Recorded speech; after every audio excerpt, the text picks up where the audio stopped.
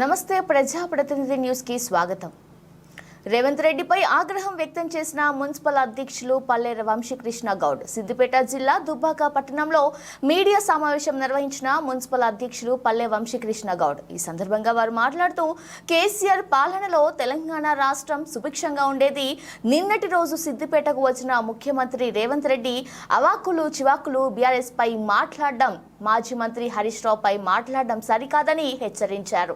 సిద్దిపేట జిల్లాలో బీఆర్ఎస్ ప్రభుత్వం ఉన్నప్పుడు వేసవిలో వాగులు వంకలు చెరువులు నిండకుండలాగా ఉండే విధంగా కేసీఆర్ మాజీ ముఖ్యమంత్రి రైతులకు ఎటువంటి ఇబ్బందులు రాకుండా చూశారని, కాంగ్రెస్ పాలనలో రాష్ట్రం కరువుగా మారింది. కాళేశ్వరం రావుగా పేరు పొందిన మంత్రి హరీష్ రావు మొన్నటికి మొన్న రైతులకు వ్యవసాయానికి నీటి కోసం వ్యవసాయానికి ఇబ్బందికరంగా ఉందని ధర్నాలు చేస్తే నీరు వదిలారు. కేసీఆర్ అంటే కే అంటే కాలువలు, సి అంటే చెరువులు, ఆర్ అంటే రిజర్వాయర్లు.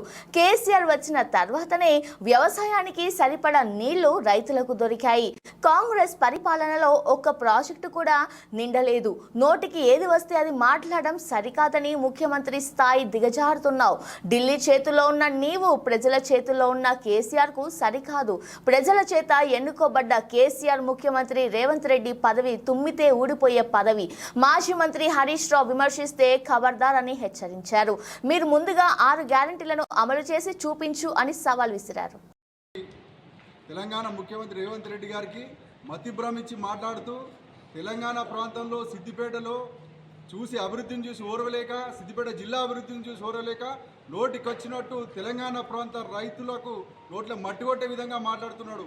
కాళేశ్వరం ప్రాజెక్టులో భాగంగా ఉన్నటువంటి ఈ ప్రాంతంలో నిర్మించినటువంటి మల్లన్న సాగర్ కావచ్చు, రంగనాయక సాగర్ కావచ్చు, కొండపోచమ్మ సాగర్ కావచ్చు, ఆ ప్రాంత మనోభావాలకు వ్యతిరేకంగా ఈరోజు సస్యశ్యామలంగా మార్చినటువంటి ఆ ప్రాజెక్టులకు వ్యతిరేకంగా మాట్లాడుతున్నాడు. ఈరోజు ఆయన అర్థం చేసుకోవాలి, హైదరాబాద్కు నీళ్లు లేకపోతే అదే మల్లన్న సాగర్ నుంచి పైప్లలో తీసుకుపోయి హైదరాబాద్లో నీళ్ల కోసం దాహార్తి తీర్చేందుకు ఉపయోగపడే మల్లన్న సాగర్ను కానీ, రంగనాయక సాగర్ను కానీ, ఈ ప్రాంత ప్రాజెక్టులను కానీ ఆయన అవహేళన చేస్తూ మాట్లాడుతున్నాడు.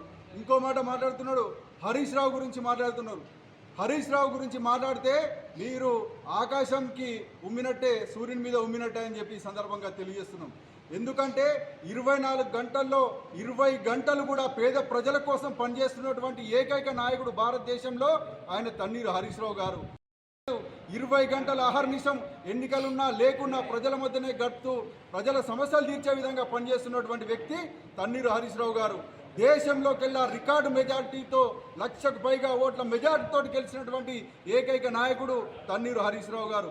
అంతేకాదు ఆయన గురించి మాట్లాడితే సిద్దిపేటగా ఏ ప్రాంతం మీది ఎక్కడి నుంచి వచ్చినావు అని అంటున్నాడు.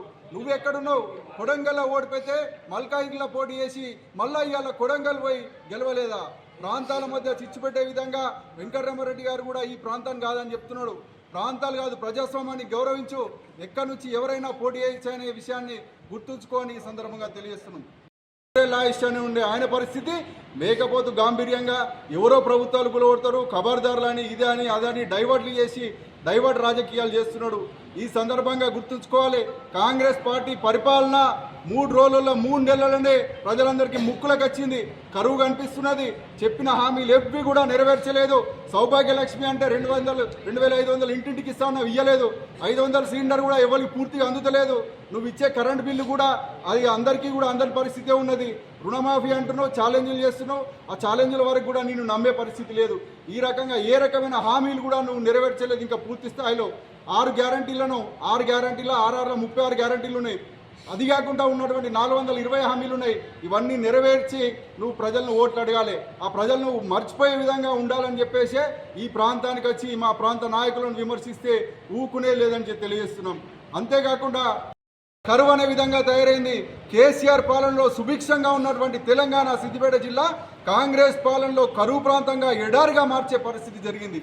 కాళేశ్వరరావుగా పేరున్నటువంటి తన్నీరు హరీష్ రావు గారు ఈరోజు సిద్దిపేట జిల్లాను సస్యశ్యామలంగా మార్చే విధంగా ఈ ప్రాంతానికి నీళ్లు తీసుకొచ్చిండు. మండు వేసవిలో కూడా ఈ ప్రాంతంలో చెరువులు నిండుతున్నాయి, మత్తలు దుంకుతున్నాయి, కూడేలు వాగు వారుతుంది, మా పొలాల్లో నీళ్లు వచ్చినాయి. మొన్నటికి మొన్న కూడా పంటలు ఎండిపోతున్నాయి అంటే మేము పోరాటం చేస్తే నీళ్లు నిడిస్తే ఆ నీళ్లతోటి మా ప్రాంతంలో కూడా కాలువలు నిండినాయి. ఈరోజు ఈ కాలువలను చూస్తే అంటే కేసీఆర్ గారిని పేరు గుర్తుంచుకోవాలి. కేసీఆర్ అంటే కే అంటే కాల్వలు, సి అంటే చెరువులు, ఆర్ అంటే రిజర్వాయర్ల పేరుతోటి కేసీఆర్ ఉంటే ప్రజల మధ్యలో కాంగ్రెస్ అంటే కరువు అనే విధంగా మారిపోయింది. మతి భ్రమించి మాట్లాడే ముఖ్యమంత్రి ఎవరైనా ఉన్నారంటే దేశంలో కేవలం రేవంత్ రెడ్డి గారు మాత్రమే. ఈ అభివృద్ధిని కానీ ఈ ప్రాజెక్టులను కానీ చూసి ఓర్వలేక మతి భ్రమించి మాట్లాడుతున్నాడు. నోటికి ఏదొస్తో అదే మాట్లాడుతున్నాడు. ముఖ్యమంత్రి స్థాయిని దిగదార్చి మాట్లాడుతున్నటువంటి వ్యక్తి, ఏకైక వ్యక్తి రేవంత్ రెడ్డి. ఇప్పుడు ఒక విషయం గుర్తుంచుకోవాలి, రేవంత్ రెడ్డి గారు నామినేటెడ్ వేలో ముఖ్యమంత్రి కుర్చీలో కూర్చున్నాడు. కేసీఆర్ గారు కానీ బీఆర్ఎస్ కానీ ప్రజల్లో నుంచి ఉద్యమాల నుంచి పుట్టినటువంటి పార్టీ బీఆర్ఎస్ పార్టీ. కేసీఆర్ గారు ప్రజల్లో నుంచి గెలిచి సీఎం అయినటువంటి వ్యక్తి కేసీఆర్. నువ్వు ఢిల్లీ చెప్తే కవర్ల సీల్డ్ కవర్ల సీఎం అయి కూర్చున్నావు. నువ్వు ఈ ప్రాంత నాయకులు విమర్శిస్తే ఖబర్దారని తెలియజేస్తున్నాం.